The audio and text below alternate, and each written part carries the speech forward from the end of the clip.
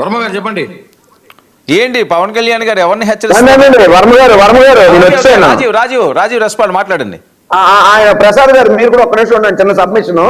ఇందాక సోదరులు బండారు వంశకృష్ణ గారు మిమ్మల్ని ఎక్కడికో వచ్చి అమరావతి మొత్తం చూపిస్తానని మిమ్మల్ని ఛాలెంజ్ చేశారని, మీరు ఒక రోజు అయింది ఇంకా వెళ్ళలేదు, రేపైనా వస్తే రెడీ ఫర్ ఛాలెంజ్ అన్నారు. మీ ఇద్దరికి కలిపి నేను విశాఖపట్నం ఆహ్వానిస్తున్నాను. ఇందాక ఆయన మాట్లాడుతూ ఏదో నేను టాయిలెట్లు, బయో టాయిలెట్లు, మొబైల్ టాయిలెట్ల గురించి మాట్లాడితే నేను కూడా మిగతా ఏదో రాజకీయ నాయకులలాగా విమర్శలు చేస్తున్నానని, విషయం లేకుండా అబద్ధాలు ప్రచారం చేస్తున్నానని అన్నారు. మిత్రమా, రాజీవ్ గాంధీ క్యారెక్టర్ అది కాదు. ఈ డిబేట్ వేదిక ఓపెన్ ఛాలెంజ్. మీరు, ప్రసాద్ గారు, వర్మ గారు, అవసరమైతే కిరణ్ రాయల్ గారు నలుగురు రండి. వర్మ గారు మీరు కెమెరాలు పట్టరండి. ఇది ఏంటండి సెంట్రల్ గవర్నమెంట్ డబ్బా? సెంట్రల్ గవర్నమెంట్ డబ్బు అయితే జీవీఎంసీ తాలూకా స్టాండింగ్ కౌన్సిల్ లో పెట్టాల్సిన అవసరం ఎందుకండి? ఎవరు చెప్పాడు కేంద్ర డబ్బు అని? మీ ఇష్టం వచ్చినట్టు మీకు తెలియని సబ్జెక్ట్ తెలిసినట్టు ప్రదర్శించద్దు, ఇలాగ అపాస్పాలు అవుతారు. జీవీఎంసీ తాలూకా సొమ్ముని తీసుకెళ్లి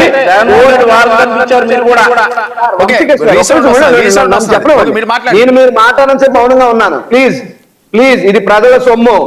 ప్రజల సొమ్ము లూటీ అవుతున్నప్పుడు బాధ్యత గల ప్రతిపక్షంగా మేము బహిర్గతం చేస్తాం. నిజానిజాలు తేల్చాల్సిన బాధ్యత అధికార పక్షంగా మీ మీద ఉంటుంది. I mean record. మీరు ప్రసాద్ గారు, వర్మ గారు కెమెరాలు తీసుకుని వచ్చి మైకులు, గొట్టాలు విశాఖ మేయర్ ముందు, విశాఖ మున్సిపల్ కమిషనర్ ముందు పెట్టి, బాబు ఇది కేంద్రం తాలూకా సొమ్ము కదా, మరి 1,60,00,000 రూపాయలు రిజల్యూషన్ ఎందుకు జీవీఎంసీ స్టాండింగ్ కౌన్సిల్ మీదకి వచ్చింది? ఎందుకు జీవీఎంసీ స్టాండింగ్ కౌన్సిల్ దాన్ని వాయిదా వేసింది? వేసిన తర్వాత కూడా మళ్ళీ మీరు ఎందుకు పెట్టారు? టెండర్ తెలియకుండా నామినేషన్ పద్ధతిలో 1,60,00,000 రూపాయలు, ఒక మొబైల్ టాయిలెట్ 16,000 రూపాయలు ఎవడ అబ్బ సొమ్మని మీరు ఇచ్చారు అని చెప్పి మీరు మీడియా సాక్షిగా మీ మంత్రులతో, మీ ఎంపీలతో, మీ తాలూకా పవన్ కళ్యాణ్ గారు వస్తారా? లేదంటే ఎవరు మాట్లాడతారో మాట్లాడించండి. ఇక్కడ రాజకీయ పార్టీలో మీరు మేము దెబ్బలాడుకోవడం కాదు. ఇది మీకు మాకు ఆస్త కదా కాదు. It's the matter about public money. ప్రజల సొమ్ముకి బాధ్యత మన అందరిది. కానీ మనం ఖచ్చితంగా మాట్లాడాలి. దీన్ని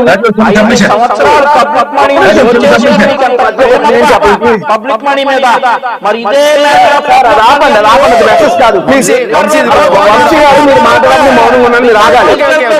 అలాగే మా విశాఖ స్టీల్ ప్లాంట్ ఎదుటి కూడా మా కార్మిక సోదరులు అందరూ చేస్తుంటే ఆ కార్మిక సోదరులు టెంట్ మీరు ఎందుకు పీకేయించారు? అలా మేమేం అమరావతి టెంట్లు పేకలా.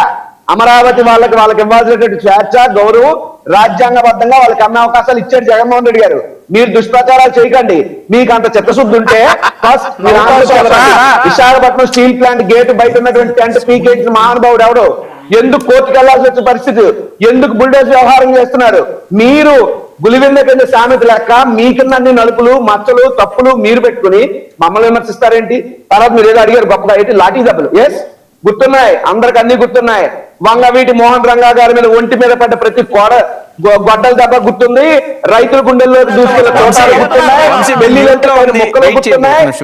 నేను ఇస్తాను. మీది రీసౌండ్ వస్తున్నది వంశీ, ఏదో ప్రాబ్లం ఉంది మీ దగ్గర. ఢిల్లీలో శరీరం మొక్కలైంది గుర్తుంది. ఎన్టీ రామారావు గారి మీద చెప్పులు వేసింది గుర్తుంది. అన్ని అందరికీ గుర్తున్నాయి. చరిత్ర ఏమిటి? అది ఇదేం కాదు. మీ చరిత్ర చూస్తేనే చిత్తాల కంపు కొడుతుంది. ఇక ఉన్నది సార్. అప్పుడు వంశీ ఆయన ఎందుకు మాట్లాడుతున్నారు?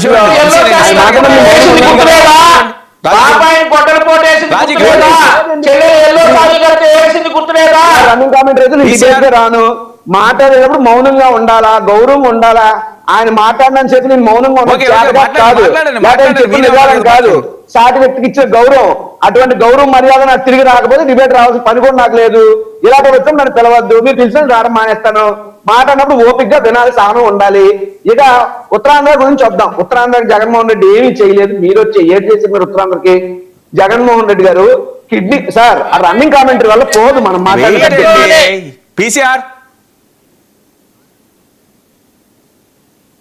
ఉత్తరాంధ్రకు సంబంధించి శ్రీకాకుళం జిల్లాలో ఉన్నటువంటి కిడ్నీ రీసెర్చ్ సెంటర్ హాస్పిటల్ కానీ, వాటర్ ప్యూరిఫికేషన్ ప్రాజెక్ట్ కానీ జగన్మోహన్ రెడ్డి గారు చేశారు.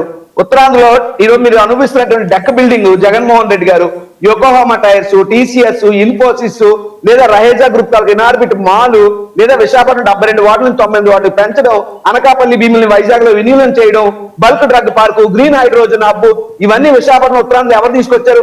భోగాపురం ఎయిర్పోర్ట్ ప్రతిదీ చేసిన జగన్మోహన్ రెడ్డి గారు. మీరు వచ్చి రెబ్బలను కట్ చేసుకున్నారు. చేసుకోండి, మాకు అభ్యంతరం లేదు. మీరు ప్రచారాలకు పనిచేస్తారు, మేము ప్రజల కోసం పనిచేస్తాం. అంత మాత్రాన మా మీద విషయం కక్కే ప్రయత్నం చెయ్యొద్దు అని చెప్తున్నాను. ఇప్పటికైనా ఒకటే, విమర్శలు ప్రతి విమర్శలు కాదు. విశాఖపట్నంలో యోగాంధ్ర విషయంలో మీరు పచ్చి అవినీతికి పాల్పడ్డారని ఐ ఆన్ రికార్డ్ మళ్ళీ చెప్తున్నా. Open challenge. విశాఖపట్నం మీరు వస్తారా? నేను వెయిట్ చేస్తాను. 2 రోజులు కాదు, 20 రోజులైనా వెయిట్ చేస్తాను. రండి, విశాఖపట్నం జీవీఎంసీ కమిషనర్ నిలదీయండి, విశాఖ మేయర్ని అడగండి. మీరు పచ్చిగా మీరు మోసాలు చేస్తూ కిలోమీటర్ రోడ్డుకి ఎక్కడ 180 కోట్లు అవుతుందండి? కిలోమీటర్ రోడ్డుకి 180 కోట్ల. మీరు దోచుకోవడానికి దాచుకోవడానికి sir running commentary waste sir.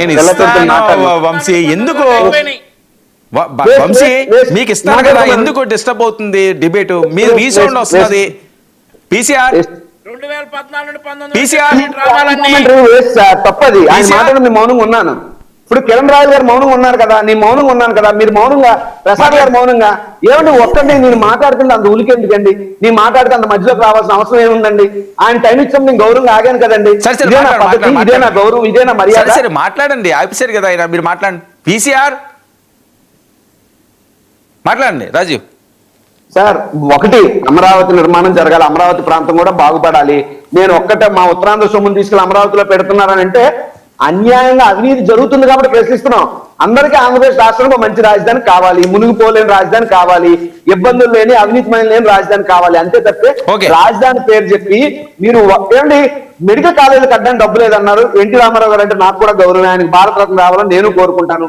1750 కోట్లతో ఎన్టీ రామారావు గారు విగ్రహం, అది కూడా నీరుకొండ లాంటి ప్రాంతంలో. నీరుకొండ అమానుషమైన సినిమాలో పాటలు కూడా వచ్చినాయి సార్. అటువంటి ప్రాంతంలో మీరు పెట్టడానికి ఏ ఉద్దేశంతో చేస్తున్నారు? సో ఇవన్నీ తప్పులు కాదా? అంత డబ్బులు మీరు ఎందుకు ఇచ్చేస్తున్నారు? 55,000 కోట్లు అప్పు చేశారండి అమరావతి